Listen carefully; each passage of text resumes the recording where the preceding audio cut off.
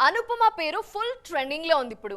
మొన్నటి వరకు ఆమె చేసిన కామెంట్స్ తో ఇప్పుడు ఆమె సినిమా చేస్తున్న హల్చల్తో అమ్మయ్య నన్ను గుర్తించారు అని అనుపమ అంటే నన్నెందుకు గుర్తించడం లేదు అంటోంది ఆమె చేసిన cinema.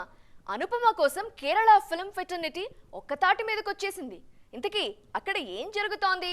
Janaki versus state of Kerala cinema ఇప్పుడు యమా ట్రెండ్ అవుతోంది. ఈ సినిమాలో జానకి అనే పేరు మార్చమని సెన్సార్ బోర్డు సూచించింది. ఆ పేరుతో ఇప్పటికే ఎన్నో సినిమాలొచ్చాయని, ఇప్పుడు కొత్తగా పేరుకొచ్చిన అభ్యంతరం ఏంటి అంటోంది యూనిట్.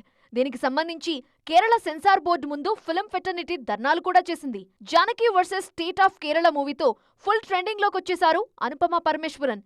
ఈ సినిమాలో ఆమె టైటిల్ పాత్ర పోషించారు. అనుపమ క్యారెక్టర్ని కోర్ట్ రూమ్ సన్నివేశాలను చూసి తీరాల్సిందేనని మొదటి నుంచి ఊరిస్తోంది యూనిట్. చాన్నాళ్ల తరువాత మలయాళంలో చేస్తున్న సినిమా అంటూ ఆ మధ్య ఈ మూవీ ఈవెంట్లో ఎమోషనల్ అయ్యారు అనుపమ. తన నటనని పొరుగువారు గుర్తించారని, కేరళ మేకర్స్ మాత్రం తనకు నటించడం రాదని స్టాంపేశారని, ఇన్నాళ్లకు తన నటన మీద నమ్మకంతో అవకాశం ఇచ్చినందుకు ఆనందంగా ఉందన్నారు అనుపమ. రీసెంట్ గా తెలుగులోనూ పందా మార్చారు అనుపమ పరమేశ్వరన్. కమర్షియల్ హీరోయిన్ కి కావలసినట్టు తనని తాను మార్చుకున్నారు.